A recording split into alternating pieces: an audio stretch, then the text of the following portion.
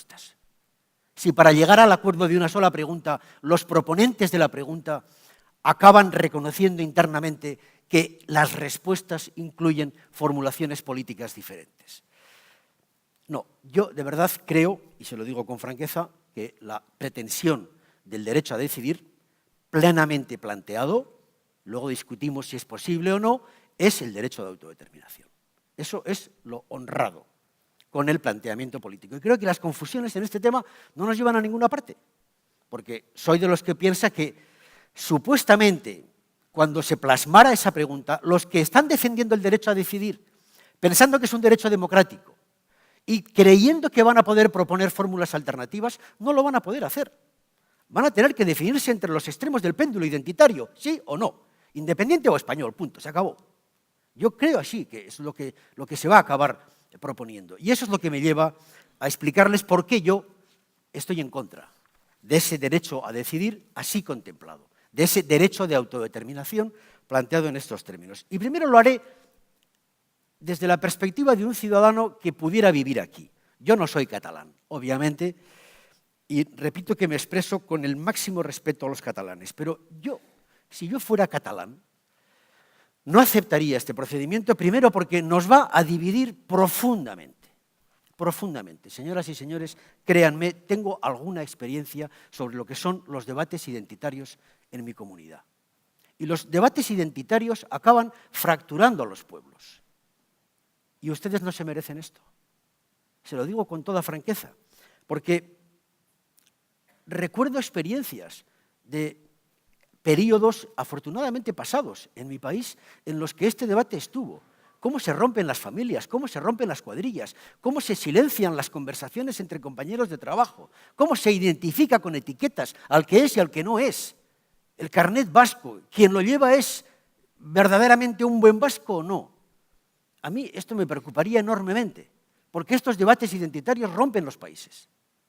Cuando por otra parte creo que la compatibilidad de sentimientos identitarios, el abanico es tan plural, es tan enormemente plural, que el fracturarlo entre los dos extremos me parece que no es nada democrático, por mucho que parezca lo contrario. Voy a citarles un dato de una referencia de hace muy poquitos días que viene al caso. Hace muy poquitos días, y créanme que no hay ningún interés en comparar esto con el País Vasco ni con los episodios anteriores, pero el actual director o el actual secretario general de Sortu, el partido que sucedió a Batasuna, Asier Arraiz se llama, el otro día hizo una conferencia avalando su apuesta por la política, afortunadamente. Y yo creo que esto ha sido muy bueno para todos nosotros, y esa apuesta por la política era clara. Y él explicaba que la apuesta por la política independentista de Sortu se basa en que el Estado español se va a desmembrar prácticamente mañana. Y ponía como ejemplo lo que está pasando aquí. Y decía la siguiente expresión: siento envidia de Cataluña. Allí está mal visto no ser independentista. Y yo les pregunto a ustedes, ¿es esto verdad? Se lo pregunto a ustedes, porque si fuera verdad, tienen un problema. Señoras y señores, tienen un problema. Porque si fuera verdad, tienen un problema. Y no quiero ofender a nadie. Pero yo sé lo que es que un país se empiece a fracturar por el ser o no ser. Porque cuando no ser independentista está mal visto, si es que es así, es que estamos restringiendo la libertad de la ciudadanía. Y esto es gravísimo. Por eso me opongo a este proceso. Segundo, me opongo porque las consecuencias de ese proceso, de un proceso soberanista en Cataluña de esta naturaleza, las consecuencias son incalculables, inmanejables e incontrolables. Incalculables porque no se pueden predecir los daños. No es posible, no hay reglas económicas, no hay parámetros sociales para establecer cuáles son las consecuencias. Segundo, inmanejables porque nadie sabe cómo se van a negociar esas consecuencias.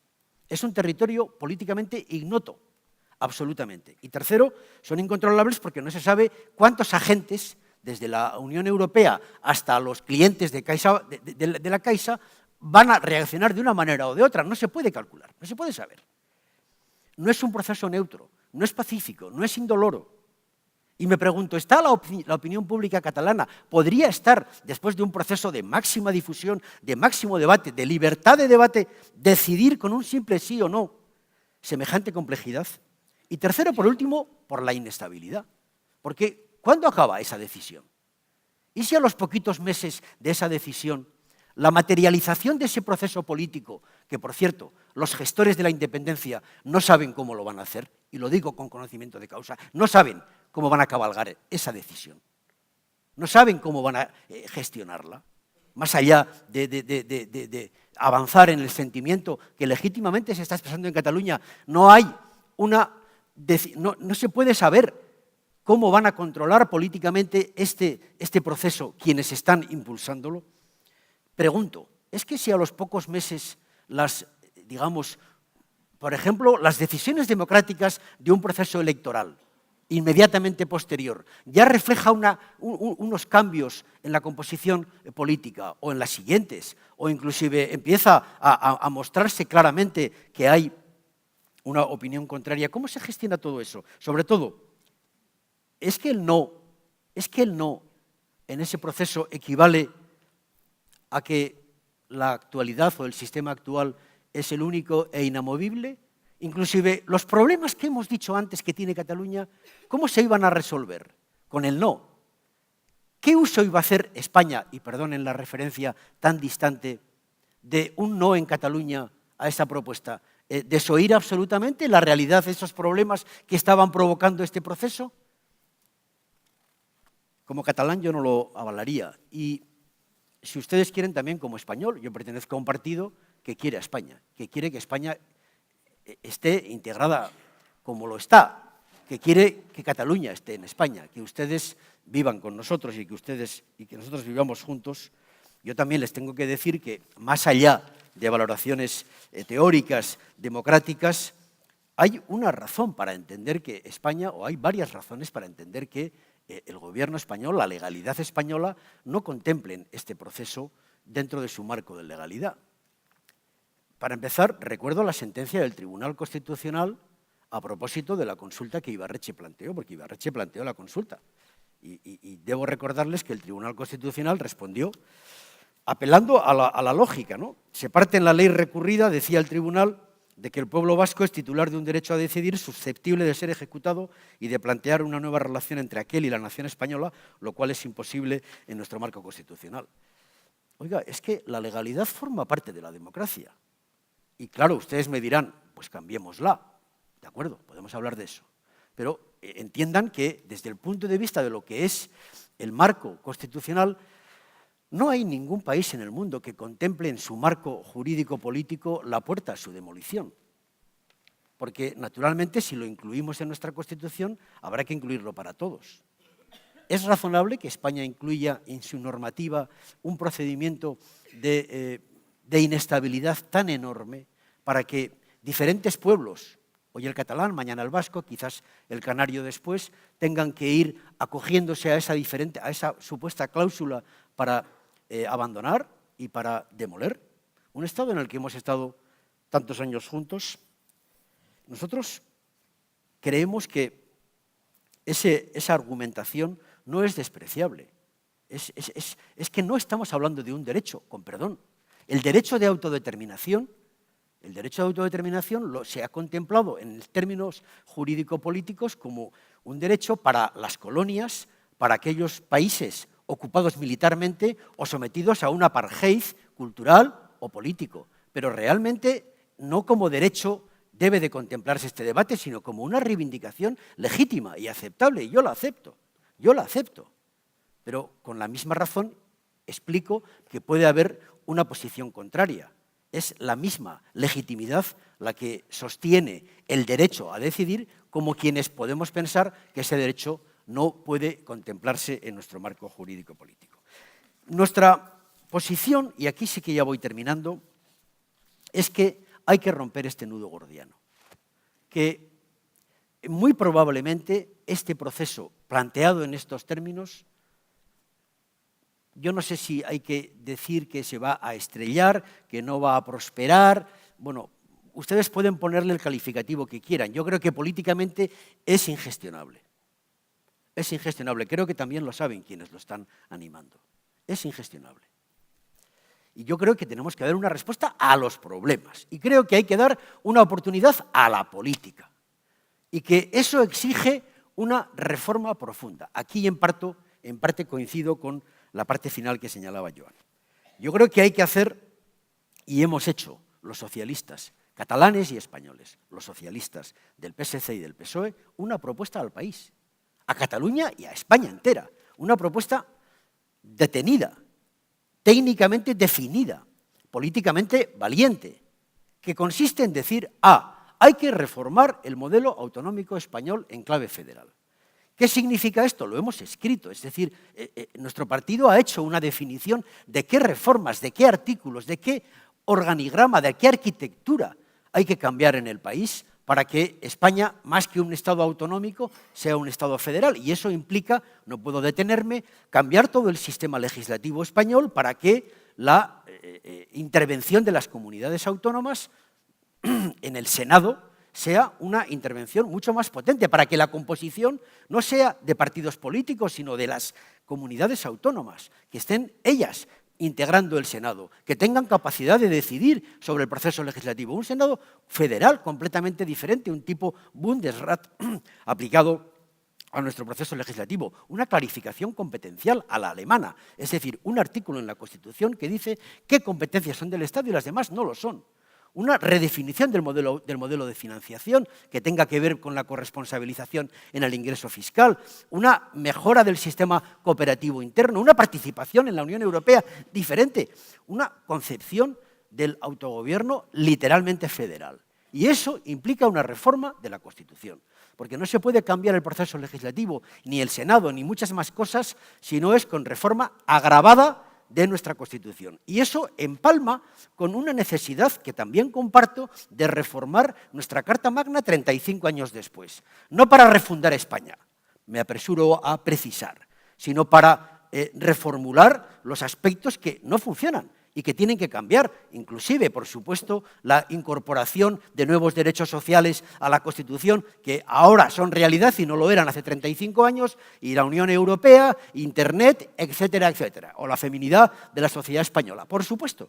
Pero aprovechando que hay una reforma de nuestro modelo autonómico, ese avance federal tiene que incorporar algo muy importante, que es una nueva relación pactada con las comunidades nacionales, decía Joan, me parece bien, con las singularidades políticas, históricas y culturales que permitan un blindaje de competencias que no debieran de ser nunca cuestionadas por el sistema central. Por ejemplo, las lingüísticas. O que se incorpore a nuestra Constitución su propia foralidad o sus propios derechos históricos, etc. Una reforma agravada que implica 3 ámbitos de decisión para los catalanes. Primero, en el momento en el que las Cortes españolas deciden abordar una reforma de esta naturaleza, establecen un principio de reforma, artículo 168, es decir, un compromiso de reforma constitucional. Automáticamente se disuelven las Cortes y se eligen los diputados para las Cortes constituyentes. Esa elección es un derecho a decidir de Cataluña, porque cuando eligen a sus representantes, los eligen con una misión política, hacer un nuevo pacto constitucional. 2. Esas nuevas Cortes elaboran la Constitución. Y esa Constitución pactada se somete a referéndum de todos los españoles, incluidos los catalanes. Pero no puede someterse a referéndum una nueva Constitución si no está pactada con las fuerzas representativas elegidas por los catalanes, porque no se puede perder el referéndum en Cataluña. Creo que me explico con claridad. Y automáticamente de esa nueva Constitución surge, si es necesaria, una Constitución catalana. Llámenle estatuto, llámenle Constitución, en la que todo ese blindaje, toda esa nueva formulación de ese nuevo pacto político de Cataluña en España, llámese como se llame, yo no sé lo que será, es refrendado solo por los catalanes. Esta es la salida del problema, amigas y amigos. Esto es política. Esta es una propuesta concreta. Y esta es difícil. Yo lo reconozco desde ahora, pero es posible. Y es política. Démosle una oportunidad a la política. Gracias.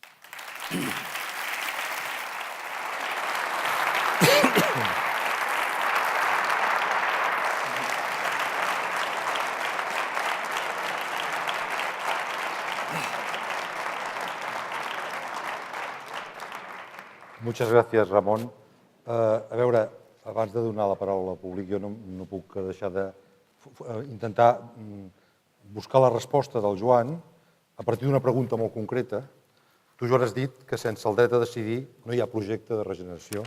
M'agradaria que responguessis si la proposta del Ramon d'aquests tres moments en què s'expressa el dret a decidir dels catalans segons la seva opinió, que és en la dissolució i a l'elegir els diputats constituents catalans a les Corts, a l'hora de referendar la nova Constitució i a l'hora de referendar el nou Estatut o Constitució catalana, si tu això et sembla que és el dret a decidir i si és suficient per aquesta regeneració que tu demanes com a objectiu.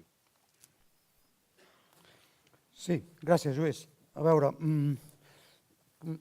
Ramón, comparto contigo la descripción que has hecho en relación al agotamiento de la relación entre una buena parte de la ciudadanía de Cataluña y una buena parte de la ciudadanía de España, que es un agotamiento no solo político, sino que es un agotamiento emocional, sentimental, y que además tiene un fuerte componente de incremento a partir de unas determinadas generaciones en las que en estos momentos no encuentran vínculos comunes.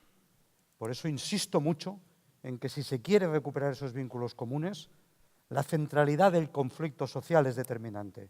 Y para eso una de las mejores cosas que podría hacer la izquierda en su conjunto es ser capaz de ofrecer desde esa perspectiva no solo un pacto territorial, sino un pacto democrático y social que fuera constituyente. Son tres patas de una misma mesa. Si le falta una de esas tres patas, la mesa de lo que debería ser un proceso constituyente está desequilibrada.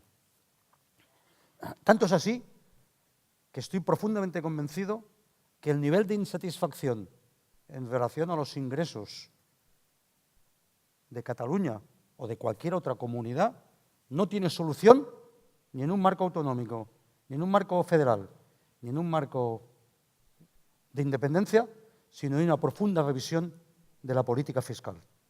Si España en su conjunto tiene un esfuerzo fiscal, una presión fiscal 10 puntos por debajo de la media europea, que estamos hablando de 100.000 millones de euros al año, es materialmente imposible que ninguna estructura de Estado resuelva ese problema.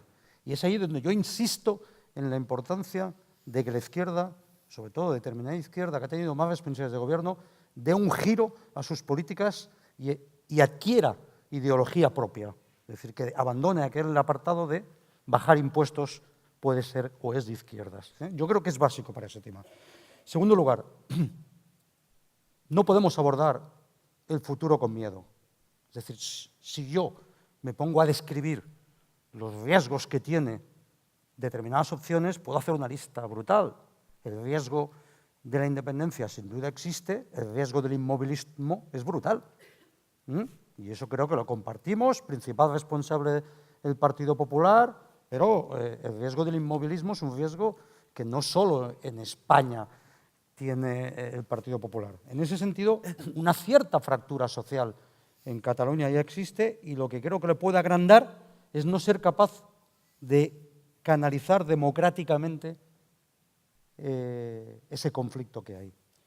Discrepo radicalmente del planteamiento de que derecho a decidir sea solo independencia. Eso es un truco dialéctico que no te puedo permitir.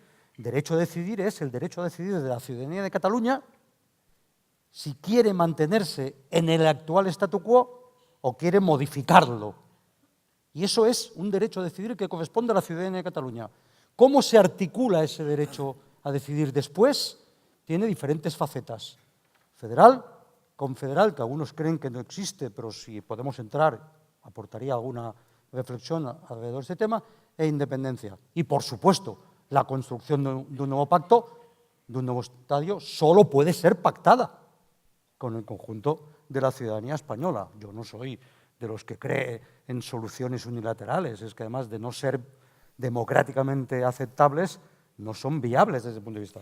Incluso creo que tú lo reconoces cuando expresas el proyecto. Porque cuando dices una nueva relación pactada, para pactar entre dos hay que reconocer al otro personalidad propia. Si solo hay una personalidad, España, que es la única que puede decidir, no hay pacto, hay otra cosa. Entonces, es imprescindible que para que exista una nueva relación pactada, exista ese derecho a decidir que puede expresarse de manera muy, muy distinta. Y por último, en relación a una cosa que creo que hay que dejar bien claro. Creo que en estos momentos no nos queda más remedio que entender que lo que nos están planteando las generaciones jóvenes es que hay cosas que no las quieren a perpetuidad. Es decir, aquí hay temas que dejamos como tabús, por ejemplo, forma de Estado, república o monarquía, por ejemplo, Estado plurinacional sí o no, por ejemplo, en ese pacto tiene que ser, esa evolución de la autonomía al federalismo. Te envío de nuevo la pregunta. ¿Tiene que ser necesariamente entre 17 unidades políticas? No existe, lo afirmo así, le he dado muchas vueltas, no existe un proyecto federal creíble con 17 unidades políticas. No lo existe, por dos razones. Porque la voluntad de autogobierno de esas comunidades es muy distinta. No se puede utilizar el argumento de si lo aceptamos para Cataluña, lo aceptamos para todo el mundo, porque es que hay comunidades que te están diciendo que lo que quieren no es avanzar, sino retroceder en ese sentido. Y en segundo lugar, porque lo ha demostrado este proceso estos últimos años, no hay masa crítica ni económica ni social para configurar 17 comunidades autónomas si además se quieren simétricas. Porque yo no soy capaz de ver dónde existe la singularidad que se ofrece a esa voluntad de una buena parte de la ciudadanía de Cataluña en esa oferta de pacto federal. No la veo. No soy capaz de verla. Entonces, creo que estamos en un callejón sin salida. Para mí, el peor de los escenarios es el del bloqueo. Y mucho me temo que si no existe un proyecto creíble a nivel del Estado, va a continuar existiendo en Cataluña solo un referente muy fuerte, que es el de la independencia, porque el de la opción federal requiere claramente un interlocutor. Y yo, desgraciadamente, no lo veo, no veo ese proyecto. Me gustaría verlo, pero no lo veo desde esa perspectiva. Y continúo diciendo, de verdad, llegadas así las cosas,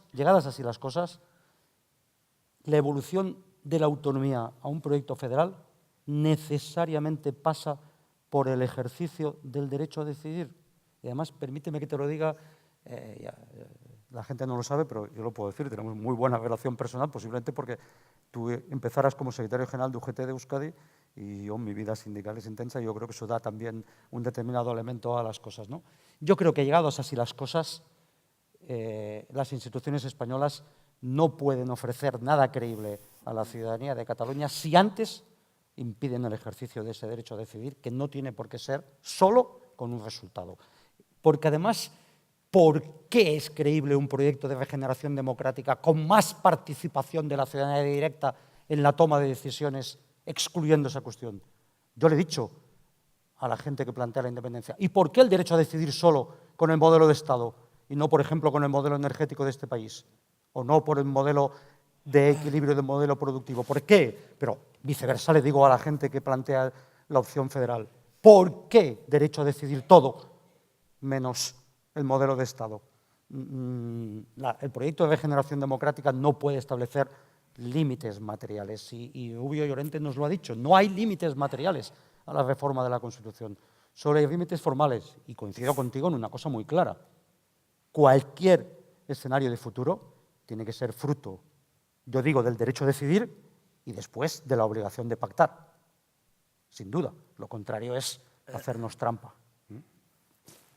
Bueno, Ramón, creo que tienes... Sí, rápidamente. La ventaja del que habla primero es que luego me precisa a mí, yo no le puedo precisar mucho a él, pero voy a responder a sus preguntas. Te lo he querido hacer en castellano para que sí, te lo agradezco matices... mucho. No hay problema. Yo os he entendido perfectamente y acepto muy bien que habléis en catalán. Si ese es vuestro deseo, no faltaría más.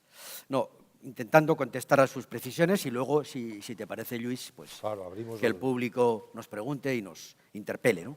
Pero muy rápidamente. Vamos a ver, a mí esta idea de que debamos de consultar, esta especie de democracia directa, está formando parte del debate sobre una profundización de la democracia. Yo la acepto, pero no creamos que la, digamos, democracia directa constante y reiterada para preguntarlo todo es la suprema fórmula de la democracia. La democracia representativa, señoras y señores, es una forma depurada de democracia perfectamente experimentada a lo largo de los siglos, de los últimos 3 siglos, en las experiencias democráticas. Nos eligen en parte para que decidamos. Los ciudadanos pueden y deben ser consultados cada vez más veces, sí, pero hay cosas que desgraciadamente a veces no se pueden consultar. ¿Se puede consultar un presupuesto? ¿Se puede consultar una reforma fiscal para que los ciudadanos digan si quieren pagar más impuestos o menos? ¿Se pueden preguntar cosas que están en contra de los códigos morales que se establecen en nuestra Constitución, como la pena de muerte? ¿Se puede preguntar el debate energético si más solares o menos? Oiga, realmente no hagamos...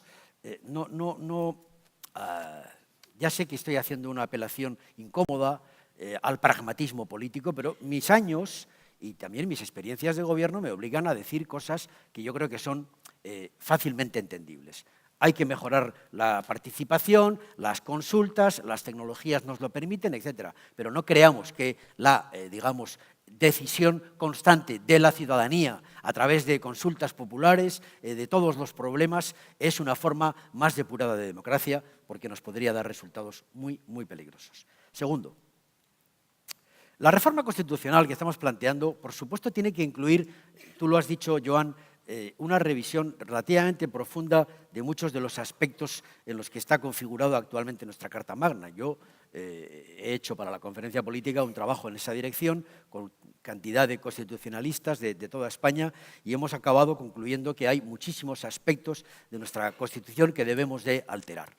Desde luego, por ejemplo, una incorporación, como he dicho antes, de nuevos derechos sociales, el derecho a la sanidad, pongamos por caso, como un derecho fundamental, no como un principio orientador de la política del Gobierno. Por supuesto, la posibilidad de un suelo mínimo de gasto social para compensar en parte el compromiso que tuvimos que asumir con el 135, reforma constitucional que otros países también han hecho, los alemanes por poner otro ejemplo, pero en todo caso creo que hay que compensarla con lo que llamaríamos un compromiso con el gasto social. Por supuesto, hay que incorporar muchísimos aspectos de la igualdad, hombres y mujeres, mujeres y hombres, en la sociedad española. Todo eso lo comparto. Pero me gustaría precisar un término. ¿Es un nuevo proceso constituyente? Es un debate abierto. Lo reconozco, sé que Izquierda Unida, y Joan lo ha expresado aquí hoy en nombre de Iniciativa, es más partidario de eso. También con el pragmatismo de quien cree conocer la evolución de la política española de los últimos 30 años, yo debo de decirles, señoras y señores, que no todo es replanteable en lo que llamaríamos un proceso en el que todo sea posible. España, en parte, es lo que es, a través del pacto reconciliatorio, del pacto de la transición, del pacto de la Constitución, que fue y que es una buena Constitución, que nos ha dado 30 o 35 años sobre la que poder movernos todos, tu gobierno tripartito aquí o los socialistas en su momento. Es decir, ha sido un marco que nos ha permitido avanzar en el pluralismo, con los diferentes gobiernos, etc. ¿Se puede replantear todo? Se puede. Yo pregunto, ¿España está en este momento en condiciones de renovar todos los pactos? Pongamos con la derecha española sobre la forma de Estado o sobre, en fin, podría poner mil cosas. Bueno, yo creo que tenemos que ser prudentes. Yo, sinceramente, no creo que un proceso constituyente ex novo para refundar el país sea posible.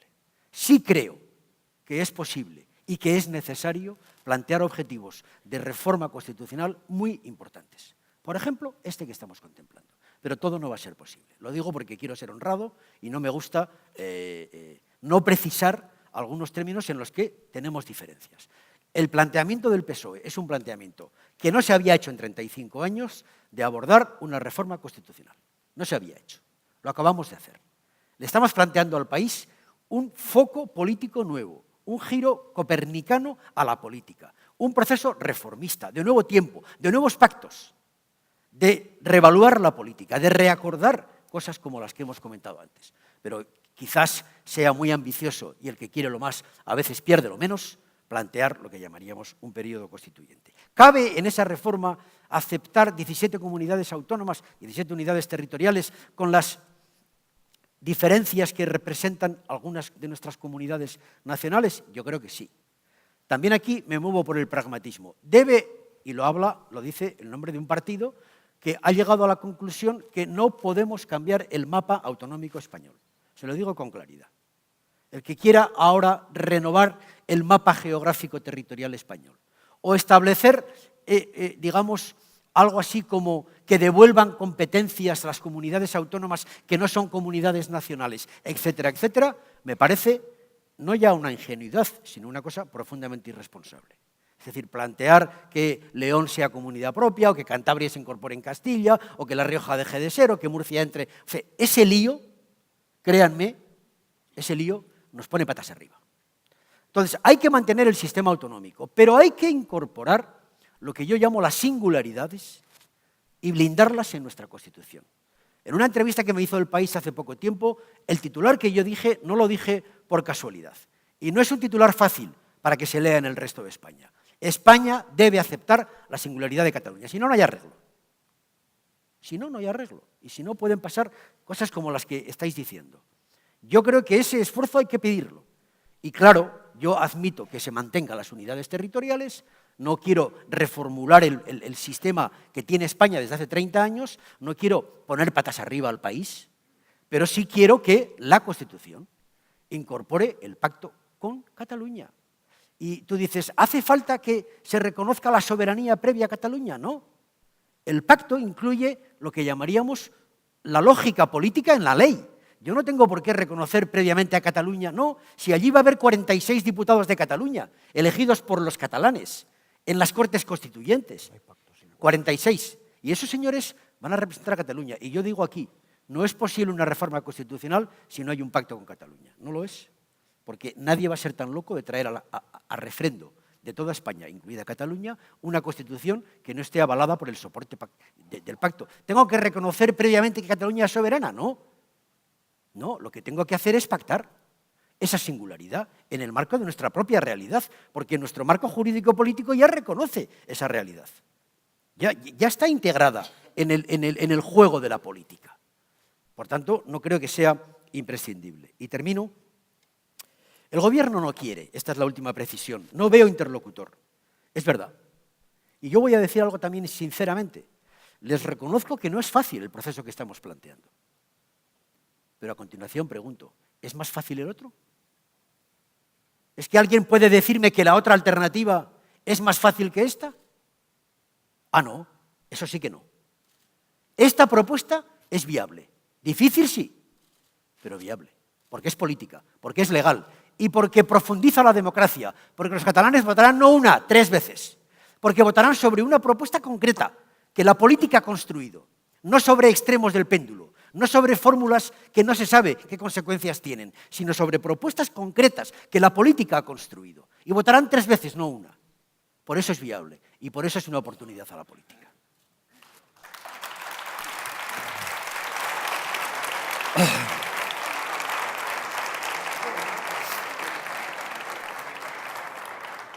Muchas gracias, Ramon. Jo crec que ens heu donat temes perquè el públic pregunti abastament. M'agradaria veure com organitzem això, perquè primer que no veig el públic des d'aquí. I segon, no sé si hi ha un micròfon. Hi ha un micròfon que circula. A veure, doncs, si us sembla, farem una cosa. Agafaré paraules de 3 en 3 i farem rondes de 3 en 3 per ordenar una mica el debat. A veure, veig una paraula aquí, una tercera paraula i allà. Molt bé, doncs, el senyor d'aquí primer, sisplau. Se li poden passar el micròfon a aquest senyor d'aquí, sisplau.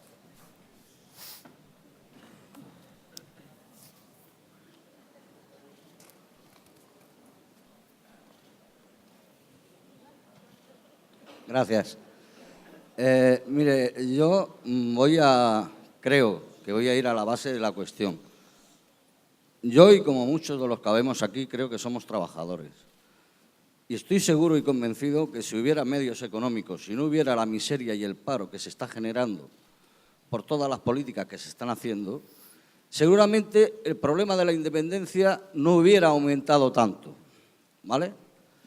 Pero también esto ha llevado a que en estos momentos la clase política en general, debido a eso, estén aflorando más los escándalos de corrupción, sobre todo de este gobierno, que no es un gobierno que está legitimado bajo mi punto de vista, sino es un gobierno, es una dictadura, que está cada Consejo de Ministros pegándonos unos palos a los más desfavorecidos de este país, acojonantes.